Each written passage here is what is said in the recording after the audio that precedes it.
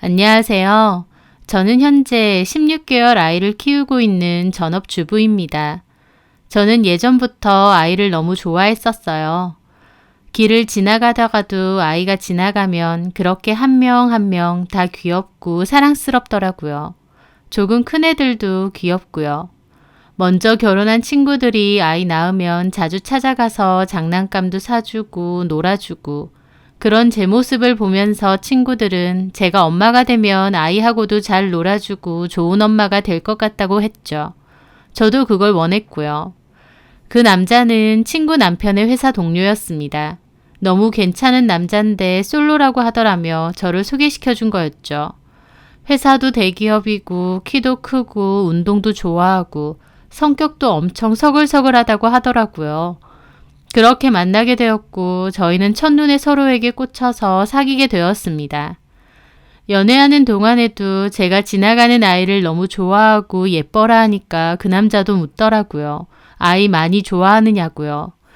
저는 그렇다고 하면서 나는 결혼하면 애를 빨리 가지고 싶다고 했죠. 그 남자는 자기도 비슷한 생각이라고 하더라고요.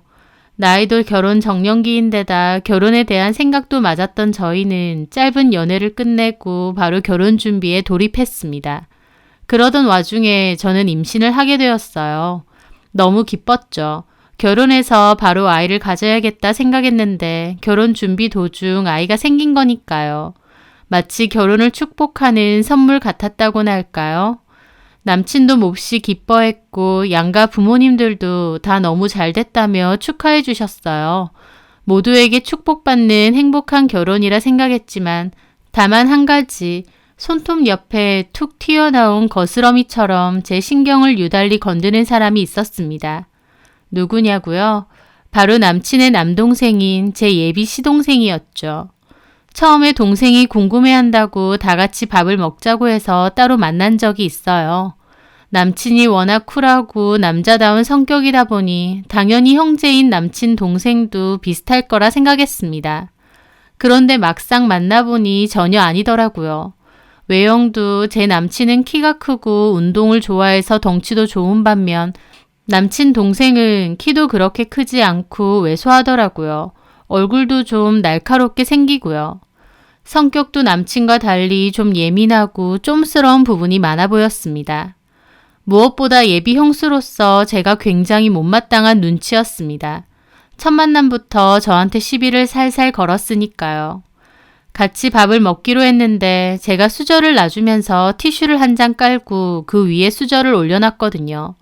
별것 아닌 행동인데 남친 동생은 그걸 보더니 굳이 깔아둔 티슈를 쓱 빼는 겁니다. 난 이런 거 왜 하나 몰라. 이런 티슈에 먼지 더 많아요. 어차피 상 다 치우는데 그냥 상에 올려두는 게 낫죠. 저는 좀 황당하더라고요. 일부러 자기 수저도 꺼내서 세팅해줬는데 굳이 저렇게 말한다는 게요. 그리고 저한테 한다는 말이 저희 형이랑 동갑이라고 하셨죠? 네. 근데 픽 웃는 겁니다. 왜요? 아닌 것 같은데? 뭐가요? 더 나이 많아 보이세요. 딱 봐도 저희 형보다 누나 같은데. 혹시 나이 속인 건 아니죠? 그러면서 뭐가 재밌는지 낄낄 웃는 겁니다. 저는 어이가 없더라고요. 그래도 애써 웃으며 그랬죠. 제가 좀 나이 들어 보이나요? 네, 그런 말 못 들으셨어요? 글쎄요. 딱히 동안은 아니어도 나이 들어 보인다는 말은 못 들었는데. 형 옆에 있으니까 완전 누나 같은데요. 나이 차이 많은. 뭐 형은 그렇게 생각 안 해? 아니, 내가 더 오빠 같은데? 뭐래, 아니거든? 저는 속으로 기분이 좀 언짢더라고요. 내가 마음에 안 드나? 왜 살살 시비를 걸면서 나를 까내리는 거지? 했죠. 좀 무례하게 느껴지기도 했고요. 하지만 첫 만남에 얼굴 붉히고 싶지도 않았고 그냥 말을 좀 짓궂게 하는 편인가 보다 생각하며 애써 넘겼습니다. 그렇게 식사가 거의 끝날 무렵 한다는 소리가 자기 형이 학교 다닐 때 인기가 엄청 많았다는 둥 오죽하면 자기는 이름이 아니라 지섭이 동생이라 불릴 정도였다면서 자기 형 칭찬을 하더라고요. 저는 그러느냐면서 남친을 보고 웃으며 되물었죠. 인기가 그렇게 많았구나. 나 인기남이랑 결혼하는 거네. 남친은 쑥스러워하며 동생을 말리더라고요. 오바한다. 그만 좀 해. 그런 소리 왜 해? 형 축혀 세워주는 거 아니야. 그때 형 좋아하는 애들 중에서 예쁜 애들도 진짜 많았잖아. 나는 그거 보면서 와, 우리 형 진짜 눈 높겠다 그랬거든요. 근데 지금 보니 그렇게 눈이 높은 것 같지는 않네. 하면서 혼자 또 키득거리는 겁니다. 저는 기분이 확 더러워지더라고요. 속으로 이게 진짜 미쳤나 싶고요. 저는 기분이 너무 안 좋아졌고 집에 갈 때까지도 기분이 좀 상해 있었습니다. 집으로 가는 길에 남친에게 동생 왜 이렇게 무례하냐고 따졌는데 남친은 제가 장난기도 너무 많고 짓궂어. 아직 애야 애. 나이가 30이 넘었는데 애인 게 자랑이야? 나쁜 애는 아니야. 그냥 워낙 짓궂어서 그래. 남친은 그래도 지 동생이라고 편들더라고요. 더 이상 말은 안 했지만 속으론 진짜 개념 없고 짜증난다 싶었어요. 하지만 시동생하고 결혼할 것도 아닌데 너무 신경 쓰지 말고 그냥 무시하려고 했죠. 그렇게 저는 결혼을 했습니다. 아이는 뱃속에서 잘 크고 있었고 신혼생활도 즐거웠죠. 하지만 가끔씩 시댁에 갈 때 시동생하고 마주쳤고 그럴 때마다 짜증나는 소리는 많이 했어요. 시비도 잘 걸고요. 그래도 자주 보는 건 아니다 보니 그냥 참았죠. 그렇게 결혼한 지 8개월이 되어갈 무렵이었습니다. 저도 산딸이 다가와서 만삭인 상태였어요. 그맘때 시동생은 자기도 결혼을 할 거라 하면서 여자친구를 소개시켜 준다고 하더라고요. 집 근처에 식당을 예약해서 가족끼리 다 모였습니다. 시동생의 여자친구는 착하고 예쁘더라고요. 수학학원에서 일을 한다고 했고요. 예비 동서는 제 배를 보며 신기해하더라고요. 출산일이 언제냐고 물어보길래 다음 달 말이 예정일이라고 말해줬죠. 예비 동서는 수줍게 배 한번 만져봐도 되느냐 했고 저는 웃으며 만져보라고 했습니다. 뱃속에 아이가 발길질을 뻥뻥하니까 예비 동서도 놀라면서 신기해하고 화기애애한 분위기였죠. 만삭인 배는 이렇게 가까이서 처음 보거든요. 너무 신기해요. 그래요?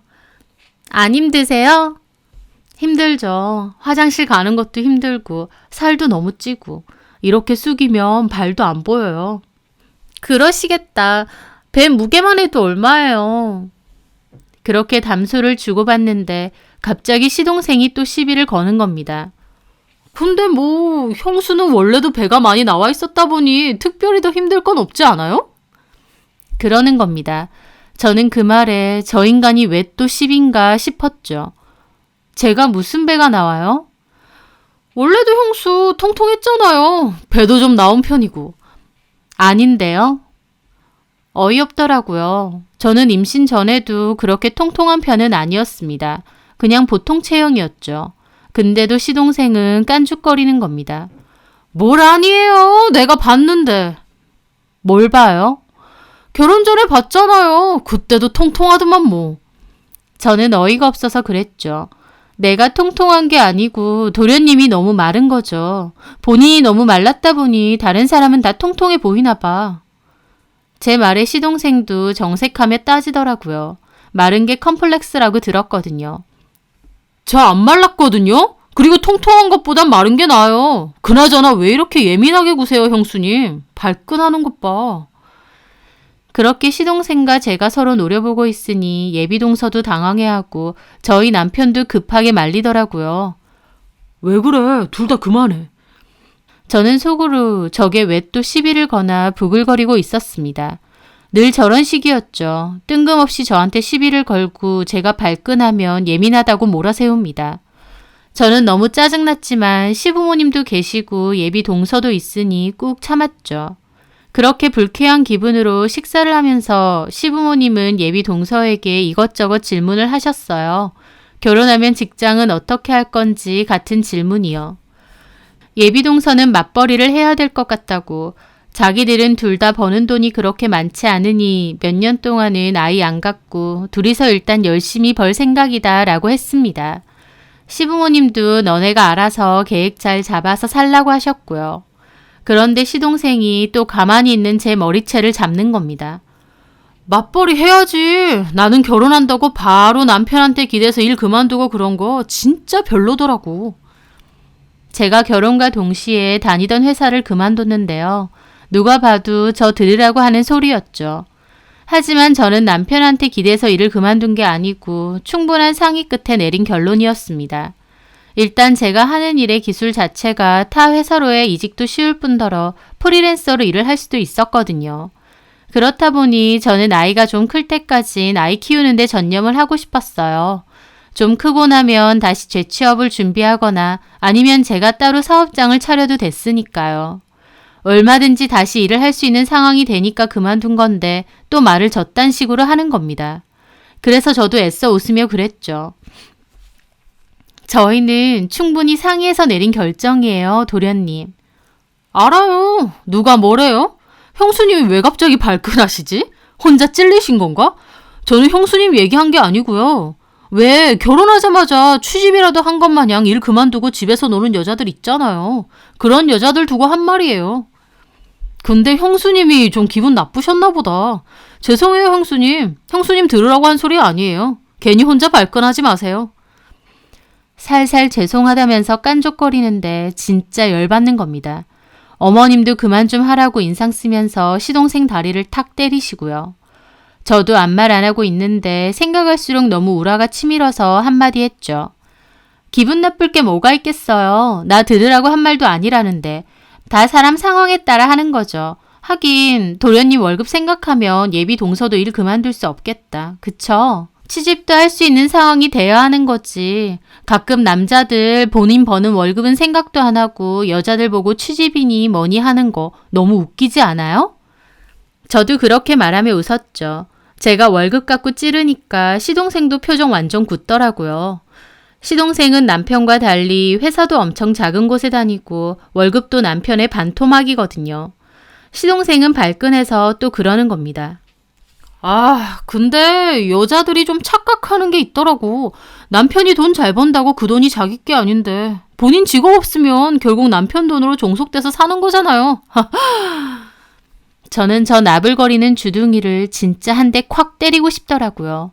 어머님이 둘 다 뭐 하는 거냐고 그만 좀 하라고 한 소리 하셨고 기분이 상한 저는 그 후론 자리에서 일어날 때까지 아무 말도 안 했습니다.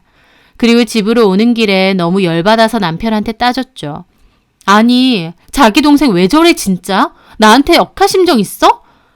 아, 그러게. 저 자식 왜 저러지? 자기만 보면? 첫 만남부터 사람 살살 갉아댈 때부터 알아봤어. 만날 때마다 시비 툭툭 걸더니 오늘은 아예 작정하고 왔더라. 아니, 지 결혼한 사람 소개시켜준다고 해놓고 왜 나를 공격하고 있냐고. 제가 화가 나서 길길이 날뛰니 남편은 진정 좀 해. 뱃속에 놀라겠다. 내가 진정하게 생겼어? 그렇게 싸가지 없이 굴면 당신이 좀 뭐라고 해야 되는 거 아니야? 미안해. 다음에 내가 한마디 할게. 퍽이나 하겠다. 당신 동생이 나한테 저러는 거 한두 번도 아닌데 나 이제 당신 동생 있다고 하면 시댁도 안 갈래. 에이, 왜 그래? 진짜야. 안 보고 살아야 돼 아주. 그 자식이 좀 예전부터 학교 다닐 때 몸도 약하고 자신감도 없고 그래서 괴롭힘도 좀 당하고 맞고 다닐 때도 종종 있었거든. 그래서 공부도 좀 그저 그래서 나하고 비교도 많이 당하고. 그래서? 불쌍한 놈이야. 엄마 아빠한테도 성적 때문에 좀 많이 깨졌었고. 그래서 애가 속에서 화가 좀 많은지 한 번씩 저렇게 삐딱선을 타더라고. 아니, 그 화를 왜 나한테 푸냐고. 만만한 게 나야? 그냥 불쌍한 놈이다 생각하고 이해해줘. 불쌍한 사람이 세고 셌다. 저는 툴툴거리면서 남편의 말을 곱씹어봤습니다. 시동생은 자격지심도 많고 형에 대한 열등감도 많은 것 같았어요. 하지만 정작 형한테는 그걸 표출 못하고 만만한 저한테 저러는 것 같았죠. 그렇게 생각하니 더 못나 보이고 괘씸하더라고요. 하지만 그 후로는 딱히 시동생과 마주칠 일이 없었습니다. 저는 아이를 출산했고 한동안은 육아로 정신이 없었거든요. 시댁에도 거의 못 갔고요. 그리고 그 와중에 시동생도 결혼을 했습니다. 그러다 보니 일부러 약속을 잡는 게 아닌 이상 시동생과 마주칠 일이 없었죠. 얼굴 안 보고 사니 얼마나 속 편하고 좋던지요. 그때쯤 저는 아이를 키우면서 틈틈이 주식 공부를 하고 있었습니다. 어차피 집에 있는 거고 또 아이가 갓난아기라 잘 때가 많았거든요. 그 짜투리 시간을 그냥 허비할 바에야 뭐라도 배워보자 고민하다가 주식을 해보게 되었어요. 아이가 자는 틈에 책도 보고 유튜브로 강의도 듣고 갖고 있는 여윳돈으로 조금씩 투자를 해보다 보니까 재밌더라고요. 또 주식이라는 게 투자해놓고 냅두면 되는 거다 보니까 육아를 하면서 틈틈이 보기에도 괜찮았고요. 저는 공부한 것을 토대로 성장 가능성이 있는 몇 개의 주식에 돈을 투자했는데 사실 처음 투자할 때만 해도 잃어도 괜찮다는 마음으로 시작했죠. 하지만 그 주식들 중 상한가를 치는 주식들이 있으면서 제법 재미를 봤습니다. 저는 그 돈으로 다시 재투자를 했는데 몇 번의 과정에서 제법 큰 돈을 벌게 되었습니다. 그때가 한창 불장이라고 해서 주식들이 시세가 좋은 때였기도 하다 보니 제가 운도 몹시 좋았죠. 저는 주식으로 생각지도 못하게 꽤 큰 돈을 만지게 되었고 남편도 저보고 주식 쪽으로 능력이 있다면서 놀라더라고요. 하지만 그렇다고 이걸 본업으로 생각하거나 더 많은 돈으로 해보겠다는 생각까진 없었어요. 그래도 제가 생각한 건 이상으로 꽤 많은 돈을 벌었다 보니 너무 신났죠. 그래서 저는 양가 부모님께 용돈도 조금 드리기로 했습니다. 시부모님께 주말에 찾아뵌다고 말씀드렸고 남편과 아이 다 같이 시댁에 가게 됐어요. 그런데 그날 하필 시동생도 집에 있더라고요.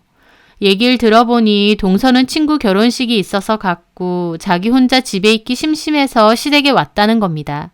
그냥 집에 있지 뭐하러 꾸역꾸역 왔나 싶어서 얼굴만 봐도 짜증나더라고요. 겉으로는 티를 안 냈지만요. 남편은 아버님과 볼 일이 있어서 잠깐 나갔고 어머님은 저희 아이를 보고 계셨어요. 어머님과 이런저런 대화를 나누고 있는데 지 방에 있던 시동생이 갑자기 나오더니 슬그머니 옆에 와서 아이를 보고는 그러는 겁니다. 근데 지우 피부 진짜 까맣다. 하면서 저희의 피부 까맣다고 또 시비를 슬슬 털더군요. 뭐가 까매? 까맣잖아. 형은 안 까만데. 아, 형수님 닮아서 그렇구나. 저 인간이 또 시작이었습니다. 제가 뭐가 까매요? 까만 편이잖아요. 얼굴은 화장을 짙게 하니까 좀 덜 까만데 목 이런 데는 까맣잖아요, 솔직히. 저 화장 안 했거든요. 하루 종일 내본다고 정신없는데 뭔 화장이에요. 안 한 거예요? 얼굴하고 목하고 색깔이 다르길래 한 줄? 아, 그러고 보니 얼굴에 기미하고 다 보이긴 하네. 저는 또 슬슬 스팀이 올라왔습니다. 하지만 남편한테 들은 말도 있으니 속으로 에라이 못난 놈아 남 까내리니 재밌냐? 하고 참았죠. 시동생은 애써 무시하고 가방에서 챙겨온 돈 봉투를 꺼냈습니다. 어머님, 이거요.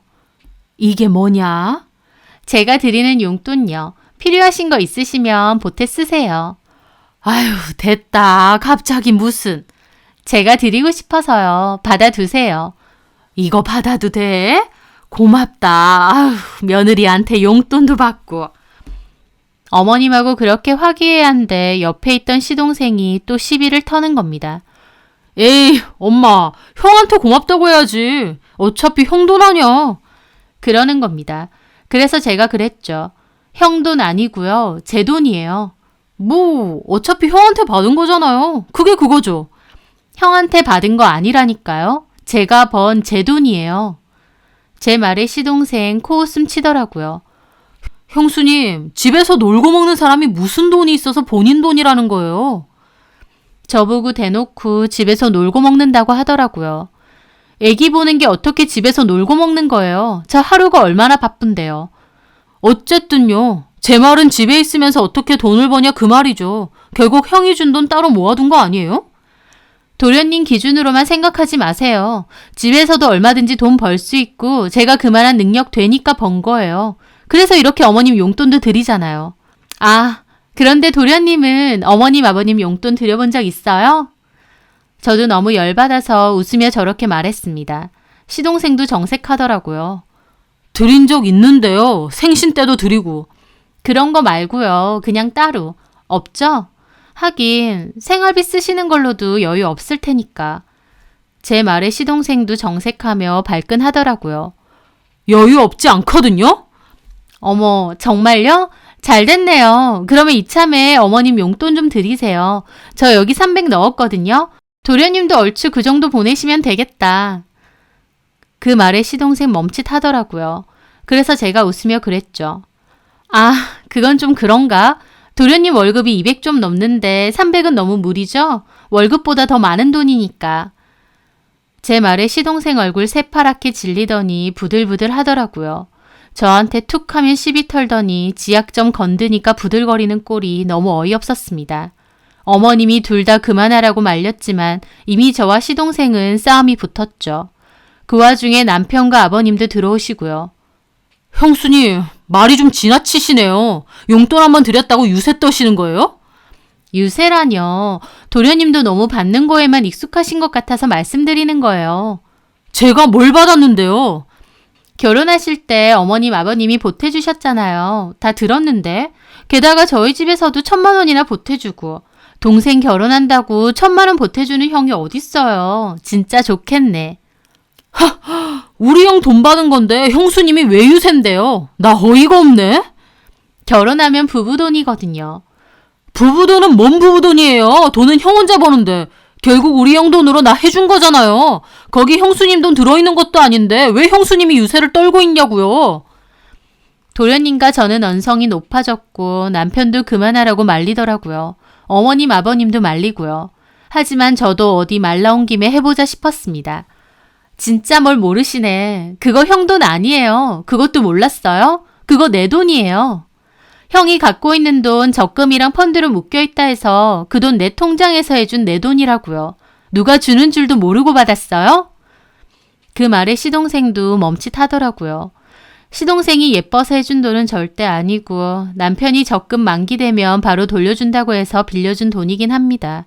어쨌든 제가 준 건 맞긴 하죠. 내가 준 돈이라고 생각도 안 했죠? 이제 좀 나한테도 고마워하려나?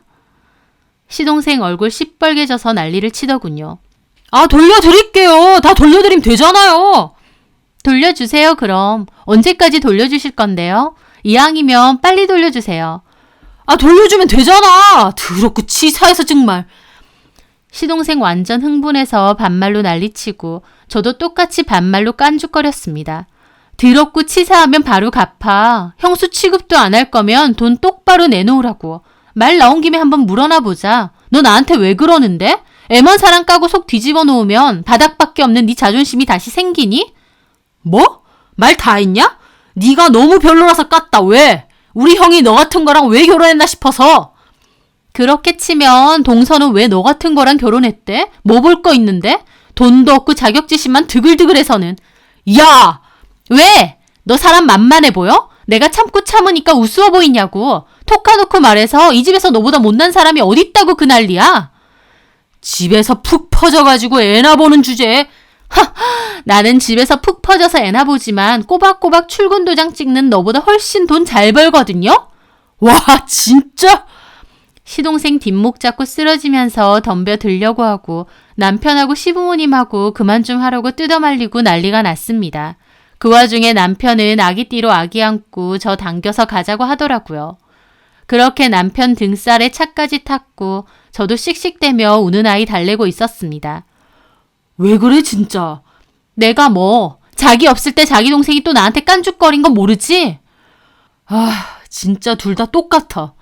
똑같긴 뭐가 똑같아. 내가 네 동생한테 당한 게 한두 번이야? 나도 할 말 좀 하겠다는데 뭐. 하고 싶은 말 다 하지도 못했구만. 남편은 한숨만 푹푹 내쉬더라고요. 남편은 왜 그렇게까지 하냐고 하지만 제 입장에선 한 번은 치렀어야 되는 일이었습니다. 솔직히 좋든 싫든 가족으로 얽혀있는 이상 만날 때마다 저 만만하게 생각하면서 저딴 식으로 굴 텐데 한 번은 뒤집어 엎어야겠다 싶었거든요. 그렇게 다음날 어머님한테 전화가 왔습니다. 시동생한테도 충분히 뭐라고 했다고 하시면서 제 행동도 지나쳤다는 겁니다. 저는 어머님한테도 너무 서운하더라고요. 어머님, 아무리 팔은 안으로 굽는다지만 도련님 하는 거 옆에서 보셔놓고 저한테 뭐라고 하시면 안 되죠. 지렁이도 밟으면 꿈틀해요. 첫 만남부터 저 보기만 하면 시비 걸었고 그 후에 만날 때마다 저 걸고 넘어지는 거 어머님도 아시잖아요. 솔직히 도련님 그렇게 할 때 어머님이나 아버님이 그만하라고 중재하셔야 되는 거 아닌가요? 그렇지. 그렇긴 한데 저 어제 하고 싶은 말 다 하지도 못했어요. 제가 얼마나 그간 도련님 하는 말에 스트레스 받았는지 아세요? 저 도련님한테 사과 못 받으면 앞으로 얼굴 보고 살 생각 전혀 없습니다. 가족 모임이 있다고 해도 따로 갈 거예요. 그렇게까지 해야겠어? 네, 사과 못 하겠으면 저도 얼굴 볼 생각 없습니다. 저는 어머님께도 단호하게 말했습니다. 어머님도 한숨만 내쉬더니 전화 끊으시더라고요. 시동생은 나중에 저희 남편에게 전화해서 형수가 뭘로 돈을 그렇게 벌었느냐 물었고 남편은 제 주식 잘 됐다는 얘기를 했대요. 형수한테 사과하라고 하니 시동생도 거품 물고 싫다고 했다더군요. 그리고 나선 지도 괜히 제 얘기에 자극받아서 주식해볼 거라고 덤볐나 본데 그나마 있는 돈도 다 날려먹었다 하더라고요. 솔직히 돈 날려먹었다니까 꼬시면서 한편으론 끝까지 저를 얼마나 만만하게 봤으면 저러나 싶었죠. 지가 만만하게 생각하는 제가 주식으로 재미 좀 봤다고 하니까 지도하면 마냥 잘 될 거라 생각한 거니까요. 그때도 시동생에게 말했지만 그 집에서 지보다 못난 사람 누가 있다고 다른 사람을 깔보는 건지. 저는 그날 이후로 시동생을 본 적이 없습니다. 가족 모임이 있어도 진짜 따로 만나고 있고요. 시부모님도 저와 시동생이 마주치는 일은 없게 하시더라고요. 남편한테도 적금 만기되면 바로 1,000만 원 돌려달라고 쐐기를 박았고요. 네 동생한테는 이런 한 푼도 주기 싫다고 했고 남편도 만기되면 제 돈부터 돌려준다고 하더라고요. 남편도 이제는 포기하고 제 앞에서 자기 동생 얘기는 일절 꺼내지도 않습니다. 안 보고 사니까 속 편하고 좋기만 하고요.